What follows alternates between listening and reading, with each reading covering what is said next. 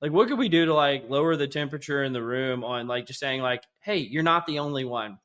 And we had this idea of why don't we do a podcast episode just talking about like embarrassing stories we had on the job search, right? Like, and we've got a lot of them. Like it's not like it's like one story. Like I think I have like 10 or 12. 10 or 12, like, okay. I do get people texting me, like, there's a, guaranteed $27 an hour warehouse job ready for me. I do get those too. I think I put my resume on Indeed, like, when I was like a junior in college or something, and I still get messages for that resume. I don't know how they still have it, but you're making that big podcast money. The whole like, I was like, I'm $3,000 a year. I'm standing on principle. I want to have a voice in the community. Like now, principles are so overrated.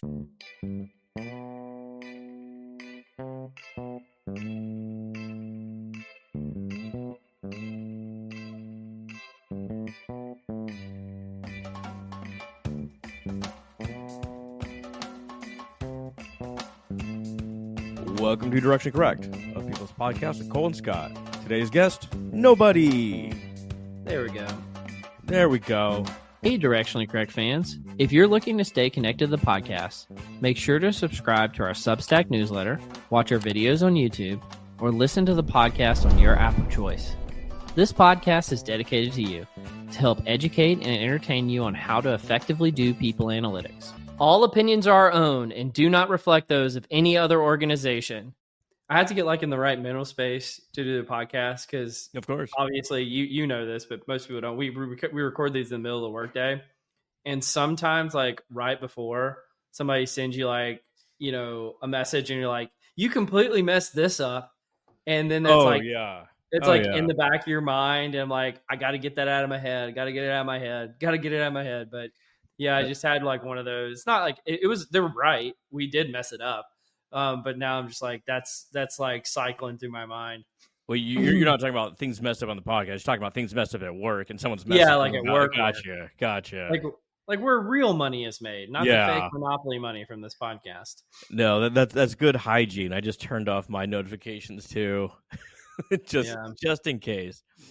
We have like four. That may be like a low end communication platforms. So there's no just like one turning it off. There's, you got your Slack and your like internal communication, and, apparently you can message on Teams now. And like now there's like another thing like Zoom. Yeah. And you eventually make it to smoke signals, and you're like, at a certain point you just go, the person's trying to not be contacted. Yeah. I guess it gives you like plausible deniability to be like, I don't use that platform. Right. Yeah. Like, well, then they like move to like your phone. They'll text you and they like send you a message on a messenger app on the phone. It's like, isn't this redundant? I appreciate the aforementioned Tillman Sheets who said, "Hey, man, they'll call back if it's important. If you miss it, you miss it." That's a very tenured professor look on life. Yeah, you have to have a little status for that one, right? True. Well, I mean, one of the funny thing about sharing like this kind of stuff is I don't think sometimes people realize like we're like real human beings, like, and like we like have real lives. Like it's like things exist outside of this podcast of like us talking to people and stuff. And so the podcast does take up a lot of time and mental energy, but yes, there are other things going on. Well, one of the things I was thinking about in that vein is I don't know about you, but a lot of people reach out to me about like getting jobs and stuff. So it's been sort of a hard time. And a lot of people like if there were like a construct of it, the construct is this: person is looking for a job. They're ashamed of it. They feel like they're the only person in the world who is like having a hard time and everybody else is succeeding. I mean, you could call it like the Instagram effect on life, where people like look on Instagram, it looks like everybody's on vacation and flying on private jets, and they're just sitting there living their normal life, in quiet misery or something like that. and the reality is I get, if not tens, hundreds of these messages a year and like have these conversations, and it's like, you're not alone. It is very much like that, I don't know. I know you're going to call it like little image of the guy like going up the stairs, carrying like a weight like Sisyphus, and like no one sees that. They just see you like as a champion on top of the pedestal. Like you don't have a job until you do. Exactly. And the funny thing is if you like ask anybody we know, everybody's got like embarrassing stories or like things that they had to overcome or just like stuff that was challenging on the road to get there. And like here's the secret that's not a secret. Everybody's failing or has failed or is failing or will fail. And so it's good to fail. It's good to fail. And so if it feels like you're the only one that's failing, you're not. And so I think we had this idea today about how could, like, again, I get these questions all the time. I'm sure you do too. Like, what could we do to like lower the temperature in the room on like just saying like, hey, you're not the only one. And we had this idea of why don't we do a podcast episode just talking about like embarrassing stories that we had on the job search, right? Like, and we've got a lot of them. Like it's not like it's like one story. Like I think I have like 10 or 12. 10 or 12, like, okay. Yes. No one reaches out to me. At least I don't like check my messages, so I wouldn't know. Yeah. I wouldn't know if people are reaching out. But this is going to be fascinating because I know that you are an interview pro, and that comes with taking a lot of interviews, taking a lot of missteps too, I'm sure. Well, you've mentioned this before on the podcast. One of the pieces of advice I used to give, I actually don't give it anymore because I don't actually abide by it anymore, but it was just never turn down an interview. Yeah. Right. And like, I think that's a really good advice earlier in your career. I think at the point I'm at now, it would just be counterproductive sometimes, but I think like it just gives you practice. But in the process of never turning down an interview, you can have a lot of really wild situations that come up. I do get people texting me like there's a guaranteed $27 an hour warehouse job ready for me. I do get those too. I remember I think I put my resume on Indeed like when I was like a junior in college or something, and I still get messages for that resume. I don't know how they still have it, but yeah, it's like, hey, you want to be a warehouse worker in Monroe, Louisiana? Not in particular, no. I mean, some days like, you think it'd be nice to shut it off at the end of the day. There's no more boxes to move. Well, I was wondering, do you want to kick us off, Scott, in terms of any embarrassing stories? I know you've got a few as well. We don't know what each other's stories are either. So like this, we're finding out in the moment. Like this is any reaction. You want me to kick this off? I mean, it sounds like you got a bunch of them, but yeah, I'll work. I got just a couple. Okay. My most embarrassing story. I was working in Waco, Texas, for a small psychometrics firm. It was very, very low pay, and I was taking interviews all over the place. And one place that bit was Farmers Insurance in L.A. It's right next to Bel Air. So we're naming companies. All right. Well, I'll get brave and do that. Well, this has nothing to do with them, and all embarrassing on me. Like they had very little, very reputable company, all this sort of stuff. So I'm very young and like immature and this sort of thing, and I'm like, they're flying me to L.A. I need a suit, but I'm not a suit guy, right? But I know that I bought one at Goodwill like 5 years prior, and it's at my parents' house in Dallas. So I go to Dallas, I see it in the closet, I throw it into a bag along with some like dress shoes and like the whole deal.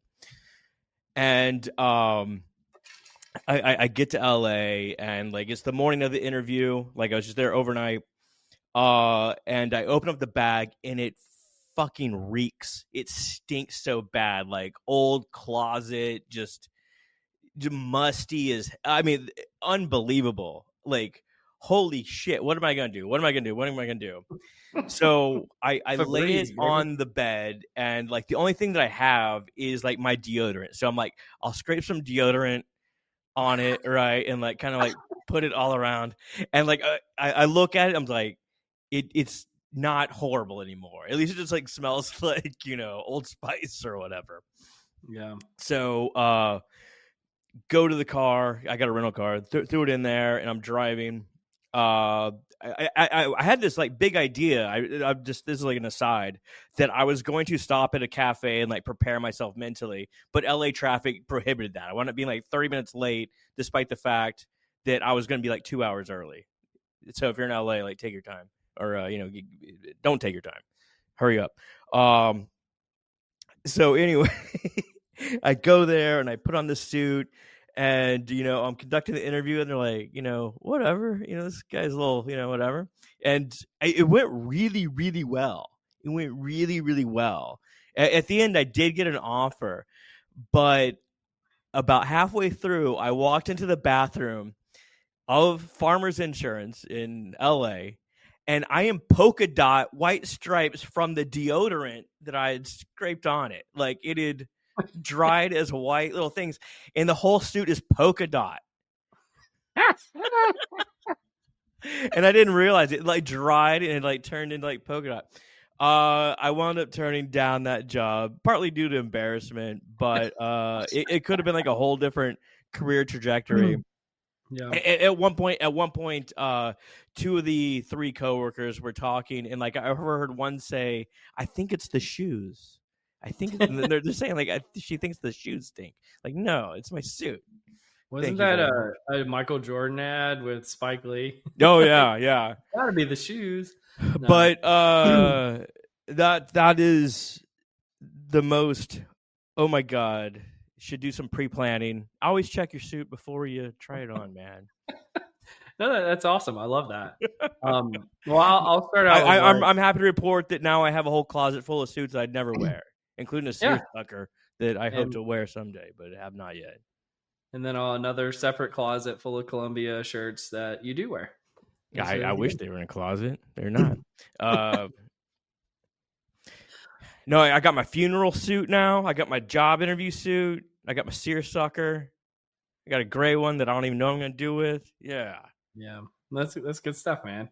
But you want me to hit you? Let's do some back and forth on these if you want to. Yeah, of course. And some of these aren't necessarily embarrassing. Some are just weird. This one is for sure embarrassing. I think I shared it on the podcast a while back, but this is the first job I ever got. They had flown me out to Raleigh, North Carolina. So you can deduce where this is at if you look at my resume.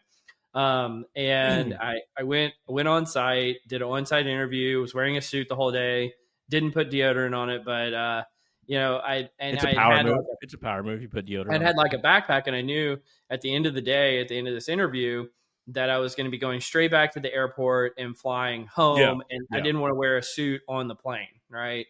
And so I get to the end of this job interview. I think there were some kind of car was going to be picking me up. I can't remember if they arranged it or I arranged it or whatever, but I was waiting on this. They put me in this corridor that looked like, it was empty. It was like kind of secluded. It was off to the side. And I was like, all right, I'm in this corridor waiting for this car to get me. This is at the company? It's at the company.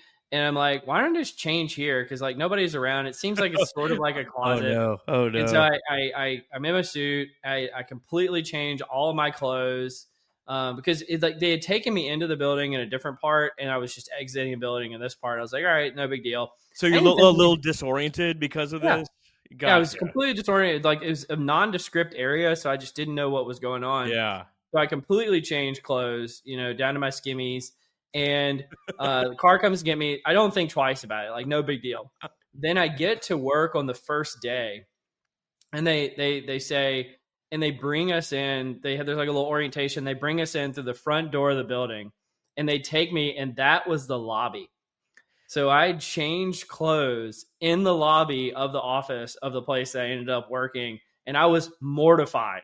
Strong move. And I looked up in the top right hand corner of the room, and there was a little camera, and I was like, somebody saw this on camera, and I just died. Like I was like, I cannot believe that this happened.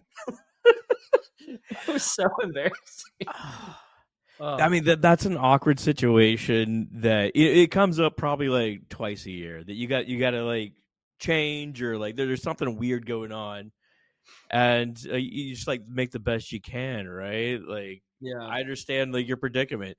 That way, it would be. I thought you were gonna go somewhere different. Like on day one, they're like, "You're hired, but check this out. Check this out. We got some video we want to show you. Please don't do that." Yeah, like that, like blackmail or something. But yeah, well, do you want to hit me with another one? Sure. Why not? So I was working at a horrible fucking company in Austin. I don't even have them on my LinkedIn, so like don't look there. This is the place I told you that had the boss that she said we pride ourselves on not training people. And this is that place, and I hated it every day of my life. That I would dream about how much I hated this job, right? And then I'd Mhm. go in and hate the job. I mean, it was awful.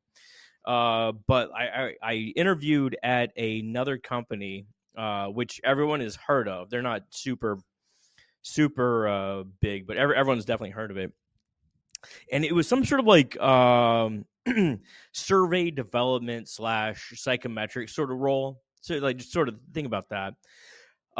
Anyway, so like I am interviewing with this lady, and she didn't like the cut of my jib, like at all.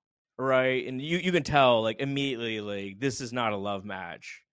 Yeah. And it starts getting like more heated. Like she starts like getting a little like direct and a little more personal, this sort of thing. And by the end, she's like pushing me out the door. like I'm not having fun either. And like I start like I'm not getting this job and like fuck you sort of Yeah. situation too. And she at the end she pushes me out the door, like physically, hand and back, this sort of thing. So anyway, time goes on. I got my timeline wrong. I was still working in Waco when I interviewed for this company. Then I moved to Mhm. Austin, and I was looking for another job. So time goes on, probably about 2 years, and there's a company called Market Voice Mhm. in Austin. And I think that their sort of tactics are a little kind of underhanded. If I remember correctly, they're like scrubbing the internet of bad reviews for companies or something like that, and like Mm. making sure that people Weird. look good. But anyway, so I go in. I'm excited about this thing. I'd made it like through like 2 pre-rounds and go into the thing, and I sit down, and guess who fucking shows up? The same lady. Are you And she serious? says, "I remember you." And I said, "I remember you." The interview actually went okay, but I was like, this is not this is I did not get I mean by okay, I mean I was not forcibly pushed out the door, Yeah. but I was like, yeah, this is not going to be good.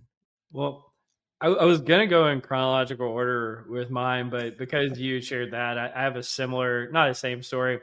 I was interviewing. This was just a few years ago, maybe 4 or 5, at a tech company, virtual interview, and I was going through it with the hiring manager, and it got semi-technical at a certain point, Yeah. and they asked me a question of like, well, when should you use predictive analytics or like machine learning on the job? And so I give kind of a context laden answer where I'm like, there's caveats for when you should and when you shouldn't, but here are some examples when I have. And then they ask me, yeah, but when should you use predictive analytics? And I was like, I think I just answered that. And so I kind of like reiterated some of the points I made, tried to give some new examples, and they go, yeah, but when should you use predictive analytics? And so then I started getting frustrated. And I was like in a nice way, I was like, are you listening to me? Like, I think I've just answered this question. And I could just tell that they came from like a different school of thought than I did. And I was not like saying the things that reading from the songbook that they were reading from. And so I was like, I think we're just going to have to disagree or agree to disagree on this one. Needless to say, I didn't get that job, but I got so frustrated afterwards. I was like, why? It was like very passive aggressive. I wrote an article on when you should do predictive analytics and published it like the next day. Yeah. And then I even included some snippets of that article in my book to this day because I was like, this is such a weird situation. And I know the person, and they still follow my work to this day because like they were kind of a fan in a way. And so I was just like, why is this happening? Why is this being so like passive aggressive? And I don't know, just always kind of grinding my gears ever since then. Is it something that what was it? What was it like a layman that doesn't understand what predictive analytics Oh, is, or is it someone very adept at? yes, somebody who thinks that they know the one true way of doing things, and I was giving a different way, and they disliked it. I mean, this is where like economists and IOs talk past each other quite a bit. I have no idea who you're talking about in this scenario, but I mean, there's variations in how people refer to things. It's interesting that happened, right? Yeah. Well, you want to do a different one? Sure. I have one more actual story. This is more like a cautionary tale. So once again, I was working in Waco. I was young. You make a lot of mistakes when you're young, and I can't remember the name of the company, but they were in Half Moon Bay, California, and I was like, I definitely want to get out there and interview with this company. It's like a small marketing firm. Anyway, this is the cautionary tale. They said, if you want to come interview, you can, but we're not going to pay for it. So I was like, all right, I really want this job. So I'm going to fly myself out there, get my own rental cars, put myself up in my own hotel. And I get there and like, they're not even prepared for me. They're like, oh, why are you here? Like, what is this? And it's like, well, we were scheduled to interview, and like, they didn't give a fuck. And like, they were kind of rude, honestly. Yeah. And so if the answer isn't hell yes, the answer is no. Right. Yeah. You don't pay for your own interview, anything like that. Yeah, no, actually, I'll have a similar story on my list. There's a company based in Atlanta. I'd gone through a few phone interviews, and then they said they were ready to offer me the job. And I was like, okay, this is interesting, because this was back before the pandemic, so it was still like where you always close the deal on site, right? So they fly you out, you go on site, and they close the deal. And they were like, we're ready to offer you. And I was like, okay, this is interesting. And it's like, are you wanting me to come on site? They're like, yeah, that's the one holdup, is we want you to come on site to do a final interview. But we're going to need you to pay for that to happen. It's a sign, man. It's a sign about the company. And I was just like, I kind of went back and forth on him, because I was like, should I do this? Cause I was actually kind of interested in the position, but I also thought that they were going about the process sort of weird. And then this was sitting off like my spidey signal. Yeah. And eventually I was just like, I went back and forth. I was like, yeah, but isn't it customary for you guys to pay? And they're like, no, actually, if you really want this job offer, you're going to need to fly yourself out. And by the way, there's going to be no relocation if we want you to move here. And I was just like, and so then I just get to the point where it's like, thanks, but no thanks. But it's like, and these are like really reputable companies. And so again, kind of the point of like people out there listening, like some of these are just weird and not embarrassing, but I think people get into a lot of these situations when they're interviewing where it's like, it turns into things that you would never think you need to negotiate on. Like, should I fly my own self out for an interview? Which it sounds like you did at the Half Moon Bay company, which is, I mean, it's just crazy to me. Well, yeah. I'm like, for someone making like no money, having like an instant like $700-800 bill. I mean, this is like 2008, something like that. Yeah. You're like, damn, like that's like a half month's salary, a month's salary, whatever it was. And the red flags too, right? It tells you more about the company that should be like sending off, signals, like you said. Yeah. It's sort of a variation. I interviewed at a biotech company who's now defunct. I think I just saw that their stock had gone from like $100 when I interviewed down to like less than $1, and they were eventually acquired. But I submitted my expenses during, a couple of days after the interview, and they held on to that money throughout the rest of the financial year before they sent it to me. It took them like 5 months to send me like $120 in like, small meals and whatever expenses. And I was like, okay, you guys are like really struggling. And it showed later on. That hits on a completely separate point. I always talk about like, I don't understand what culture is, but I have my own definition. And one part of the definition is culture is symbols. That's an extremely edge symbol to send somebody, say like, we're going to wait till the next fiscal year. Like, and it does not surprise me that that's related to the company being worth less than $1 now. Yeah. Right. Like those two things culturally seem to track one to one for me. This same company was one of the weirder people I ever interviewed with. That she was like the director of HR, people analytics, whatever the hell she was. But like I sit down to interview with her, and she's like, "Here we cuss. We don't give a fuck about anything. It's shit everywhere. We don't give a fuck." And I'm like, cool. Fuck yeah. What do you want me to say? This is really fucking weird, man. Like, we cuss here. We cuss all the time. We love it. Okay. I love it. What a weird thing to say in an interview. So I'm going to bundle a few here together just for sake of time. But like there was one company that in the middle of my job interview, they had a fire drill and they exited the whole building and no one came and got me. Hell yes. and then eventually somebody came back in the building and like, oh, you're still here? I'm like, yeah. I was like, I don't know where to go. Like, I don't have a badge. I need somebody. Oh, you can't even get out. Yeah. Yeah. Like I wouldn't have, if I'd gone outside the building, I would not have been able to get back in. The candidate, like, I know it's like sort of like just performative in certain ways, but the candidate experience is so real. Like, it doesn't really matter to the big bad organization, but to that person, it's everything. Yeah, like the weird people you meet and I did end up getting that job, which is interesting. One that I did not get, which is kind of similar, is it was like an all-day interview, and I had all the interviews in the morning. And then one of them kind of went poorly. And then they just left me in the room in the afternoon. Like think about what you did. Think about what you did. Well, the funny thing is I was supposed to meet with like I hadn't met with the hiring manager yet. And I was supposed to like spend most of the afternoon with them. And they just never came. And then no one ever came. And so I just started wandering around their building. Because at a certain point, like you get bored. Well, if they're 5 minutes late, you're like, okay, no big deal. If they're 30 minutes late, you're like, I kind of need to go to the restroom. I'm just gonna go find the restroom myself. After 2 hours of being late, you're just like, I don't give a shit. This isn't gonna work out. So I just start walking around because like I had somebody again picking me up at the end of the day. So I just had time to kill. I eventually wandered around the building and found their office and was like, hey, are we still talking? And then they apologized profusely. And then gave me a campus tour and then let me leave. And I was like, okay. They wasted more of your time now. Yeah. For a job you're not going to get. So then there was another one. This is actually my worst experience ever, just for a variety. I just thought it was like, it was either intentional or unintentional, and both cases are bad, in my opinion. But I went to this company, and mind you, this was a car company, did not get this job.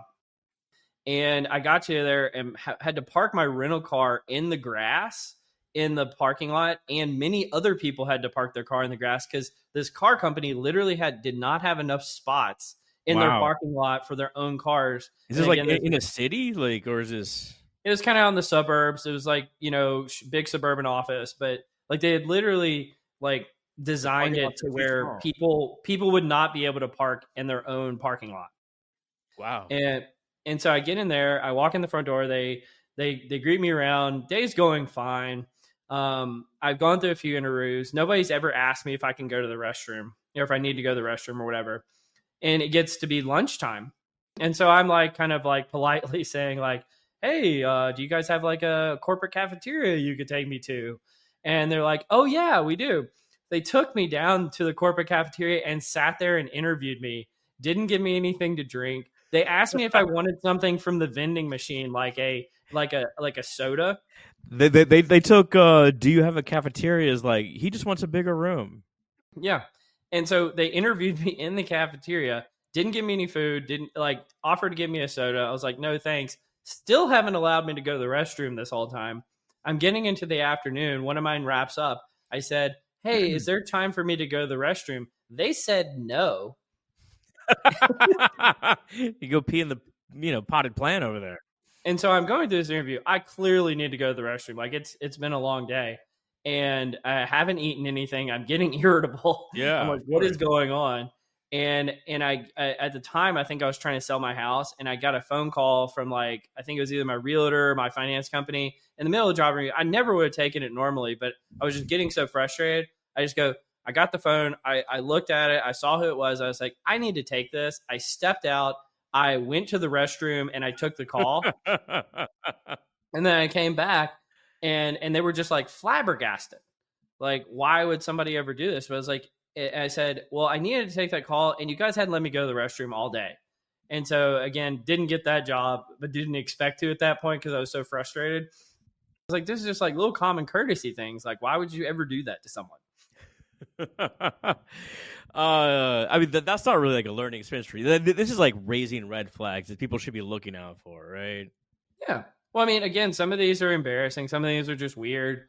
You know, I remember I have like two where like I kind of like I muffed it. You know, Yeah, of I remember course. there was this one another tech company where I'd gone through this whole day on site interview, and I thought it had gone pretty well. So I was thinking, you know, I think I'm probably gonna get this job. So I get into the last interview, and they bring in like this like super like probably a physicist person like SME on the particular topic they're asking me about, and they're like they pull Okay. out a whiteboard and they're like, we need you to write with algorithms all of the forecasting algorithms like in like latex format on this whiteboard, and I'm Why? just like, Why?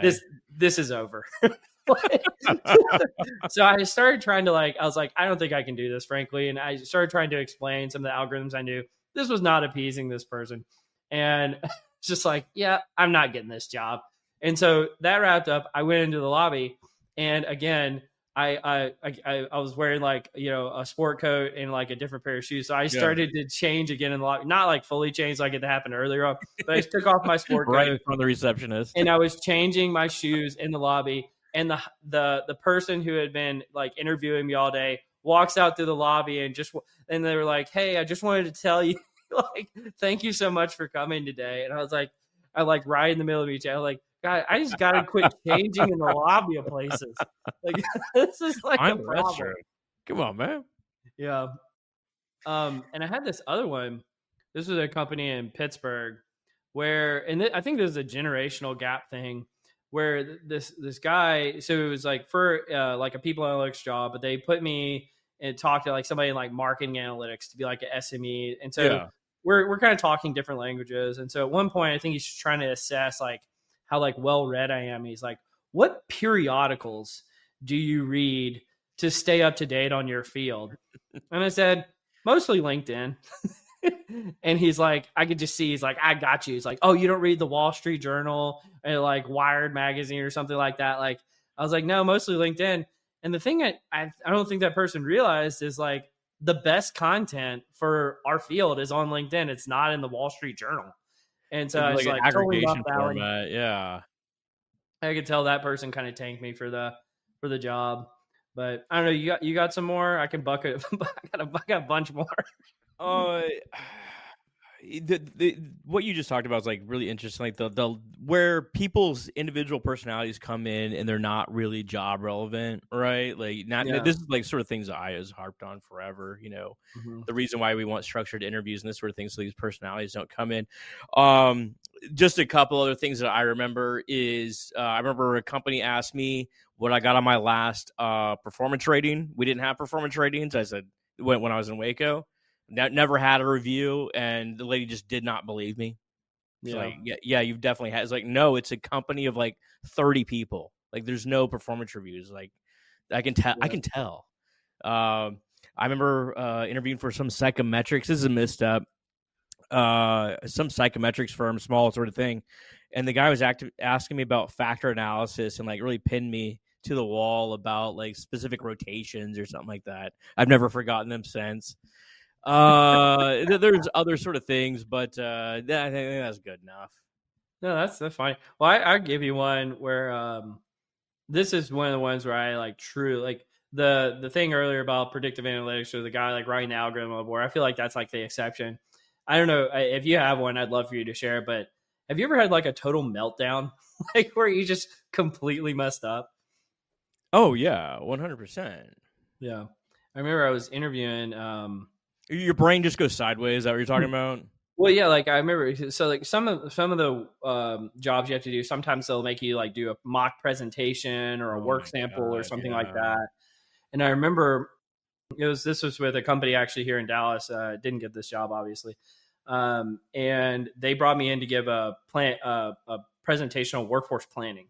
And I was like, I should crush this. Like I've been doing this work through and through, and what leading up to the presentation, so like right before they had me interview with the incumbent who had done the job before, and they were giving me their view on workforce planning.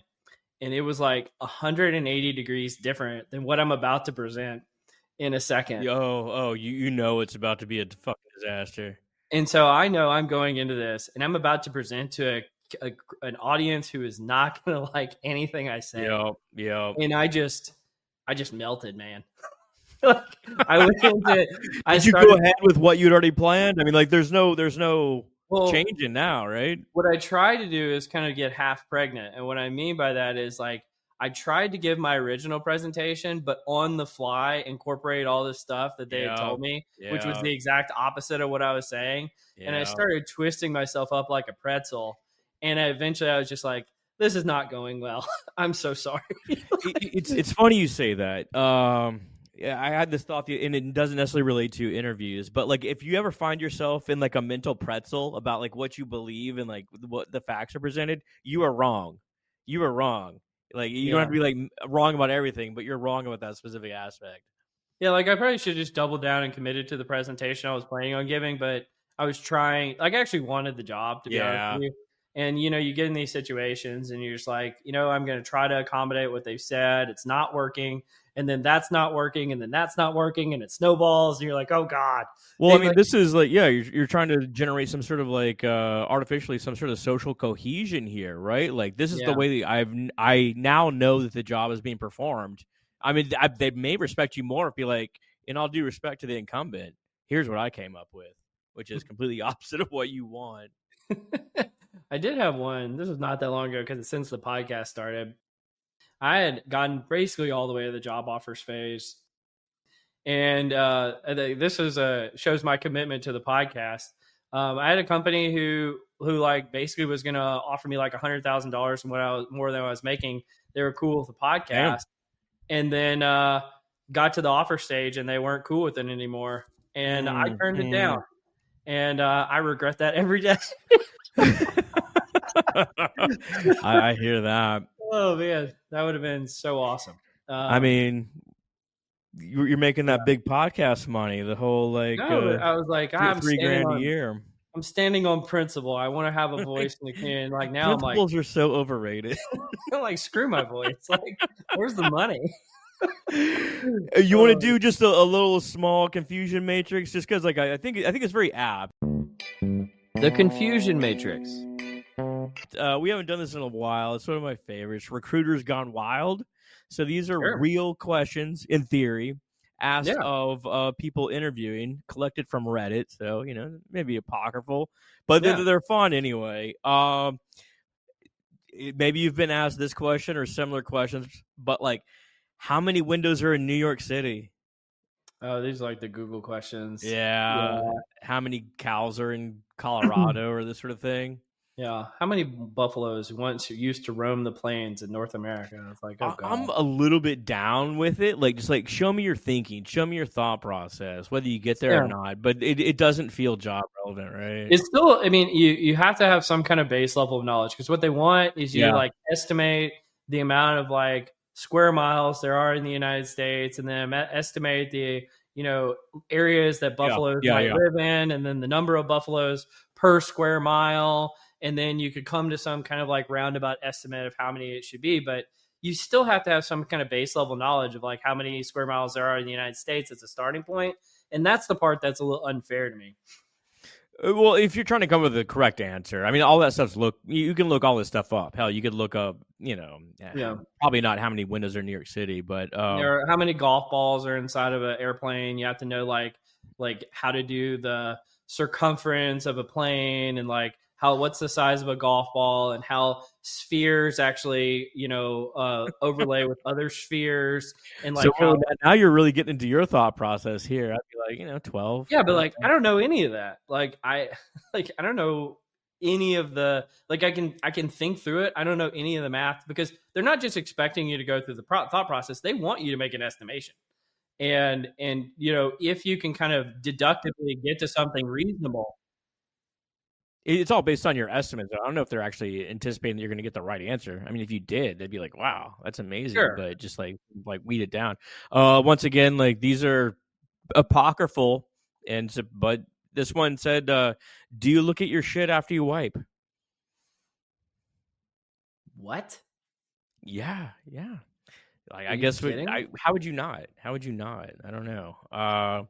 Here's another one. What are you learning in this situation? What job relevant skill would this be? Yeah.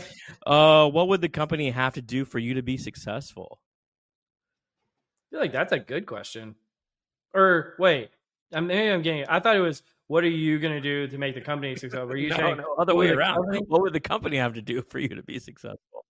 Oh, weird. What? I think that's like a really weird passive aggressive way of like asking like, how much am I going to get paid or something? Like, are you going to send me to conferences? Are you going to give me the resources I need to do my job effectively? I think it's just poorly worded. I mean, there's situational circumstances. Maybe they're trying to modify the world around a person. I don't know. Like, try to get to Yeah, that. I don't know. Do you know how to bake? Do you know how to bake? That could be job relevant for certain professions. There could be some aspects of like following directions, this Well, sort not of just thing. that. Like maybe you're getting a job at a bakery. Well, I mean, clearly. Do you have any social problems? Ooh, that's getting illegal real fast. I think a lot of these could be wildly challenged. Yeah. Definitely. But yeah, so those are just a handful of questions that recruiters have theoretically asked candidates. Yeah. Well, You want to do a little nerdery? Let's do some nerdery. The nerdery. How many articles you got today? I know we're running a little short on time. I got them stack ranked, so I can go as long as I want. Yeah, let's just go till we kind of get tired. How about that? Because I've got some, but they're fairly fast, like a more of rapid fire nerdy. I'll start you out with one. I am just a sucker for these type of polls. So I think this is a YouGov thing where it shows like Americans' beliefs on a particular characteristic of like how many people represent this characteristic, and then reality. Yeah. I love these things. I always eat them up. And so at the top of the list is, the have a household income of over $1 million. And so people estimate it's about 20% of people. The reality is it's less than 1%. I'm sorry, I can't see I see the red line and the blue line. What are they? I can't see it. Yeah, the red is the true proportion. The blue is the estimated proportion. Gotcha. Right? So at the bottom of the list, you have things like have a high school degree. People assume it's 65% of people. It's actually 89% of people. Similarly, like own a car is 66% of people. It's actually 88%. Like a lot of these are kind of like, like demographics. So it's like are Native American, and people put 27%. It's actually 1% of people. As Chris Rock said, I've never seen a family of Indians just sitting at Red Lobster. Yeah. Live in Texas is one. People assume it's 30% of people live in Texas. It's actually 9%. Left-handed, people assume it's about 33%. It's actually 11%.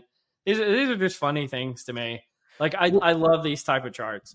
Well, I think what it really gets at is how the media like shapes our beliefs and what's actually going on. You got like the social media effect of all my friends are taking these European vacations. They all must be like wildly wealthy, and I don't know, screw the rich, or whatever it is. I don't have that. They have that. It's like, no, that's exceedingly rare. Exceedingly rare. It's like, how many people are above like 6'3"? Yes, women. Like, well, it's really like 70% of the population, 70% of men. It's like, no, it's like 1%. Exactly. Well, you want to hit me with one? Yeah, I found this. I apologize. I don't have my links pulled up, but we can drop them in later, maybe. It's called "The Hater's Guide to the AI Bubble." So the AI industry boom is built largely on the GPU sales of NVIDIA to a small number of tech giants, Microsoft, Alphabet, Apple, Tesla, Meta, etc. But their analysis of financial data shows that the major tech companies are spending $560 billion in capital expenditures, but only making about $35 billion in revenue. So you got $560 billion out, $35 billion in. And leading AI tech companies like OpenAI and Anthropic are losing billions despite significant revenue with no clear path to profitability. Most AI startups are unprofitable and struggling with high compute cost. It essentially shows that there's signs that there's an unsustainable AI bubble. I went through this guy's articles, who is Ed Zitron. His Substack is Ed Zitron's Where's Your Ed At? He has a lot of these sort of articles hating on Gen AI, and it's really kind of fascinating to take this sort of different perspective, like, because everyone's like all Gen AI all the time. Here's a guy saying like, there could be signs that it may not be sustainable.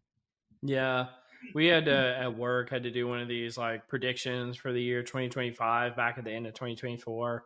And I said something similar. I said, one of two things is going to happen, or both, which is AI companies are going to have to start passing the true cost of AI on to the customer, or, the cost of AI is going to have to go down dramatically, or both, right? Because this, like, it is very bubbleistic, if you want to use that type of term. If you continue to have something that produces or makes very little money but costs a lot of money. I think that the overall hope is that the AI gets so good that it replaces itself, right? All the startup costs get devoured later on. So we saw, it was like Blue Seek, or I can't remember the name, Blue Whale. Deep Blue. They found that they could have a really powerful model with fewer chips, right? These sort of things. So you can like do a cheaper model by algorithmically, as opposed to having to, go to compute directly. But, we'll see. Yeah. Well, I got one on AI. Let me hit you with that one. Sure. So this is a recent article in ORM, or Organizational Research Methods. By the way, my second favorite journal behind PSYCH, by Andrew Spear, probably somebody we should try to get for the podcast. I know you don't look at periodicals. Get out of here. Yeah, not my periodic. I didn't look at the Wall Street Journal for this. It's also by Fred Oswald, a friend of the podcast, previous guest, and then Dan Putka. I did a webinar with him not the other day. So really, really esteemed guys. But it was called Reliability Evidence for AI-Based Scoring in Organizational Contexts. And what it's talking about is kind of like what this whole like Workday lawsuit is about, using AI-based scores instead of like human-based scores to score people. And just the net of it is, these are for job interview situations. Exactly.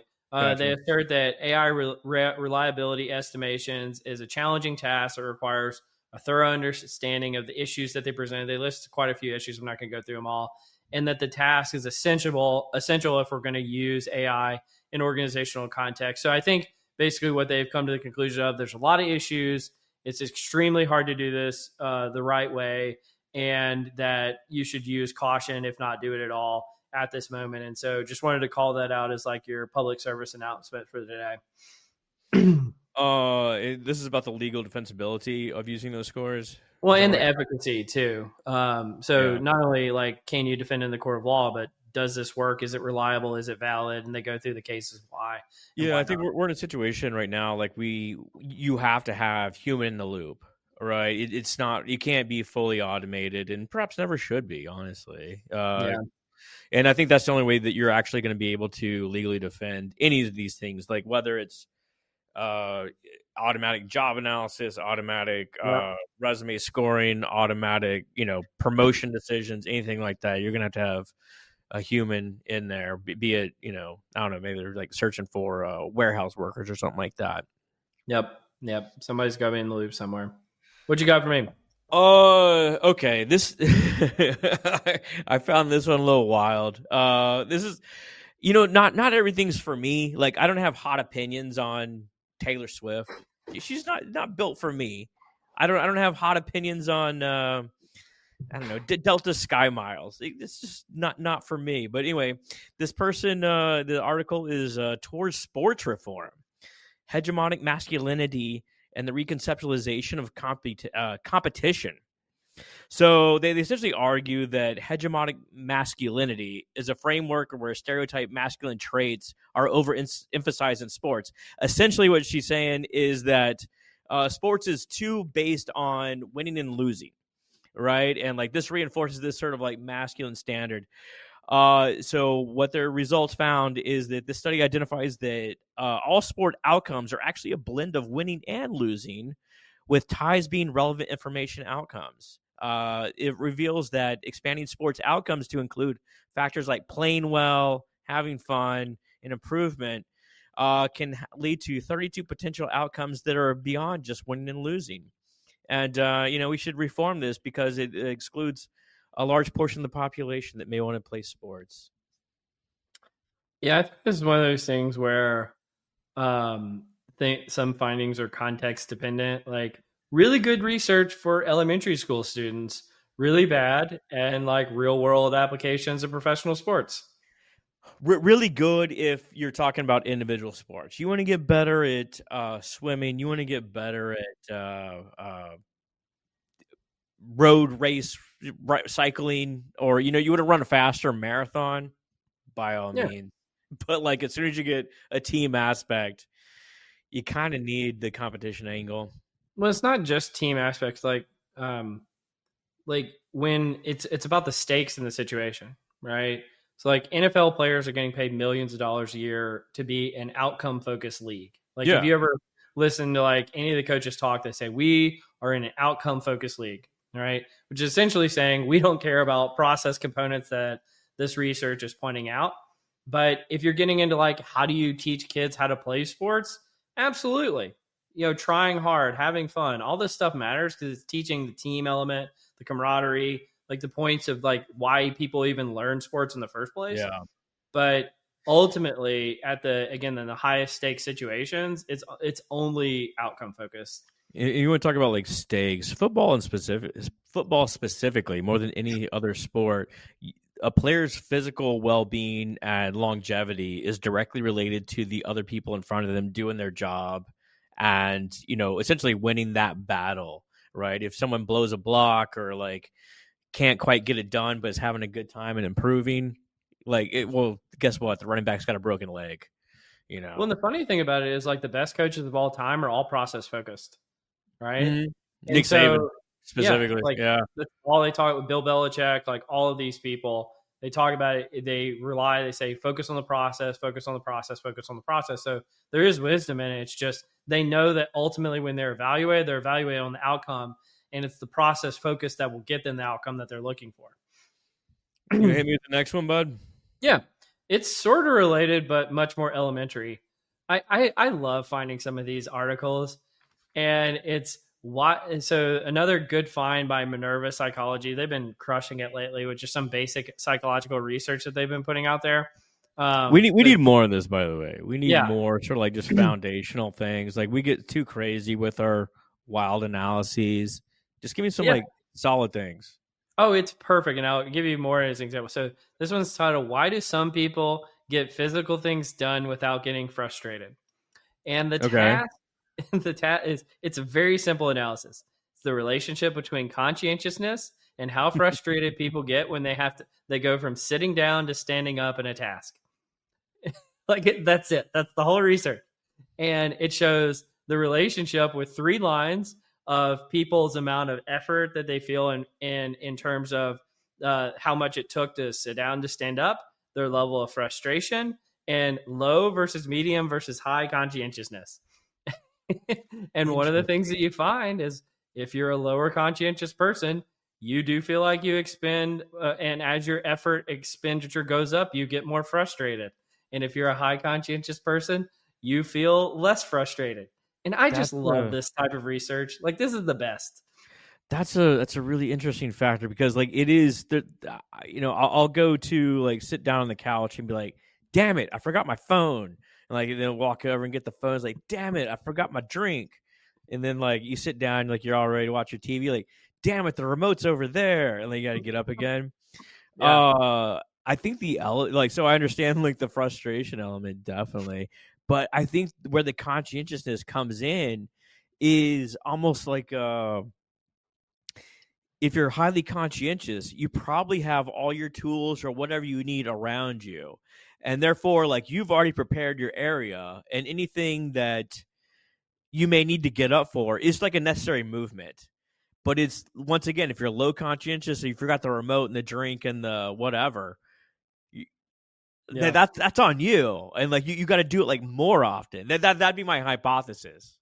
Well, I agree with what you're saying, and it's probably true. The funny thing is, this was a laboratory experiment, and Yeah. so Oh, they okay. So it's literally controlled. Yeah. yeah. So it wasn't like the conscientious people were more planned ahead. They just Yeah. didn't mind going from sitting to standing as much, which I think little nuggets like that are so interesting. Why would that be? I'm gonna have to think about this all day and all weekend. That's wild. Why would that be the case? Yeah. Well, you want to hit me with another one? What we got? Just a minute or two. We got time. I don't know if you have more, like 5 or 10 more I have minutes. a couple more, but of varying quality. Here's one. This is an oldie. Workplace ostracism is more distressing than harassment. I'll just kind of summarize. So I'll talk about it, whatever. So research shows that being ignored or excluded in the work causes more psychological harm than overt harassment. So they went out and surveyed 1,300 folks, and they found that over 70% of respondents experienced ostracism compared to about 50% experiencing harassment. And ostracism had a stronger negative effect on employees' sense of belonging, go figure, and organizational commitment compared to harassment. So findings suggest that managers should focus equally on preventing not only harassment, but also make sure everyone's in the fold, right? Included. Yeah. I mean, I always think about like in the feudal times, if you got sideways with the king, they would say, we can cut off your head or you can be exiled. A lot of people actually choose cutting off the head, and it's like exile is considered worse in a lot of instances. And so I think it's just a way worse example of what you just shared. There's so much that goes into, once again, it goes back to like sense of belonging and the need for social relationships. It's like you said, it goes back way. It's our foundational evolutionary nature. Like we got to be part of the group, and if you were socially shunned, canceled, if you will, that's a punisher. And that's a punisher, whether you did not live up to the org standards. But it says 70% of people feel like they're ostracized. That's not like there's like sub pockets in the organization that people want to be part of. No, it's one of the reasons why I watched this show. So I recently got Hulu, and it's got like the whole series, the show Alone. Have you ever heard of the show? Is that where they're out in the wilderness? Yes. Yeah. That's really good. So unless like I've been working my way through it, I find it fascinating. It's such an interesting kind of survey of human psychology. Yeah. You just have people that are completely alone for weeks at a time and what people go through. And the funny thing, unless you're getting attacked by a bear or you get legitimately sick or hurt, the number one reason people quit is loneliness. Mm-hmm. Right. And it's just like, it's like core to the human being. Like people have been there. They're about to win. They're doing so great. They have created a self-sustaining environment out in the wilderness, or got plenty of food, and they'll just go, I'm sad, I'm lonely, I'm going to quit. Yeah. And it's wild to see. It's like, wow, like these really are kind of our core motivations. Fowler Gustakis in their book Connected talk about loneliness, and one of the interesting factoids that they share was that